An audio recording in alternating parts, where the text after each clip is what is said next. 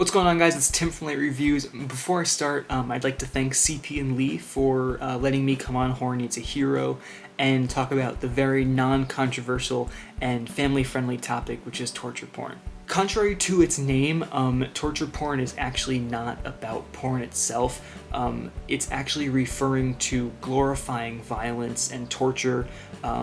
It's essentially what we call food porn, which is glorious shots of food up close and personal. So if you just take that and adapt it to horror, it is the camera being fixed on violence and torture longer than the normal time it would actually be in normal horror movies. In a way, it is like a Hustler magazine. Instead of just showing you one nipple, they show you two nipples and everything else that comes with it. And in horror terms, essentially it is the polar opposite of an off-screen kill. No, I said polar opposite, not Polar Express. Polar Express is definitely not a torture porn movie. As far as my experience with horror, I'm obviously a little younger, I'm 24. The first time I saw torture porn was with the movie Saw, and I know that there are probably other movies prior to this that can be considered earlier iterations of torture porn, but for me, the word torture porn became a household term after the Saw franchise started coming out. If you haven't seen Saw, basically it is about a killer who doesn't truly kill his victims. He lets his victims kill themselves based on learning lessons. And a lot of the kills in this movie are front and center. Instead of just showing a guy getting his leg cut off and the camera cutting away, they show a guy cutting his leg and showing the saw cut through all the way till the bone, and the camera is just fixed on it.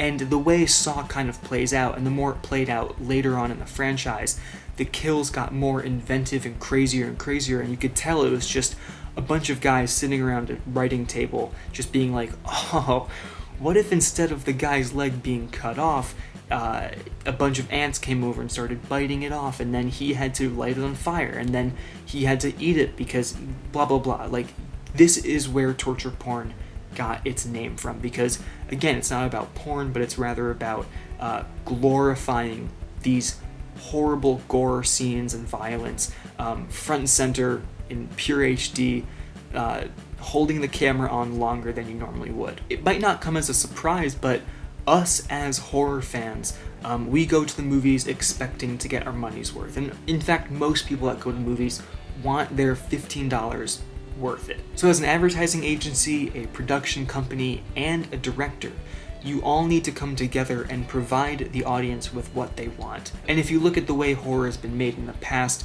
you can see things go in trends. And if you look at the gore, you can see things kind of take a dip in the 2000s. CGI kind of took away that really intense gore. With the internet becoming very, very popular and almost accessible to anyone in the world, with things on the internet that if you look it up, you can find it, basically this gave way to people not being so sensitized to violence as they used to. For example, I could look up right now on the internet, man getting leg chopped off, and then stampeded by horses. And I can guarantee you there is some film on there that I can watch and not tell anyone, but I can watch that right now. The fact that I have the option to do that is the reason why movies, and especially horror movies, are getting gorier and gorier and letting things pass more and more. A while ago, you would have never seen stuff like Saw out in worldwide theaters. But with people getting more and more desensitized to horror and gore and violence, people see titles like the grossest movie of the year or this movie's gonna scare the shit out of you as a challenge. And most people now are just so unfazed by gore and violence that I'm almost afraid to see what happens next. In fact, this year we got the movie The Green Inferno, and whether you liked it or not, this is the closest thing to the most recent torture porn movie that I know of that got worldwide released.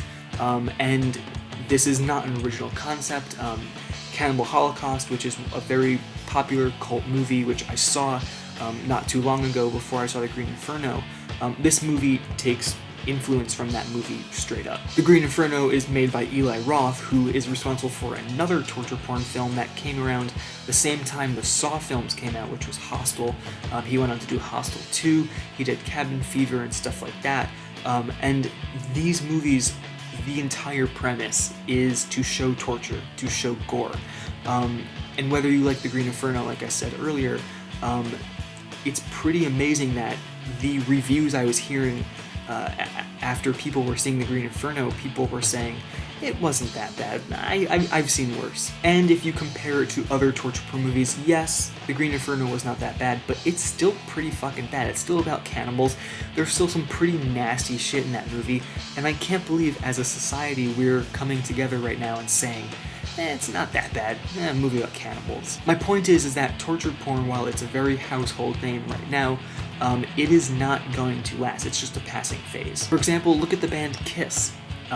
If you asked anyone maybe 10, 15, 20 years ago, they would be considered controversial, scary, a threat. You look at Slipknot, same thing. People were, looking at them and saying, blaming horrible tragedies in the United States on music. Marilyn Manson, same thing. Except now, if you look at all three of those examples, Marilyn Manson, Slipknot, Kiss, people laugh at them. They're not scary because people are desensitized. Everything basically comes in waves. In fact, if you look at the Beatles and Elvis, they were controversial, and again, if you look at them now, they are the most tame things. So for right now, torture porn, while it is pretty gross, films like Human Centipede, Would You Rather, Saw, Hostel, Cannibal Holocaust, a bunch of other films, they may seem pretty crazy now, but 20 years from now, there's going to be, actually, I'm really scared to find out what is that next big thing. Are they going to start using real people? There's already Faces of Death. You can buy those and watch them right now and watch people die in real life. And that's like almost extreme. I think that's really taboo still. Basically, keep an eye out, see what happens. Things come in trends. As always, thank you so much for watching, and I truly appreciate CP and Lee for inviting me on their show to do this really, really fun topic. Keep up the great work, guys, and I'll see you guys next time.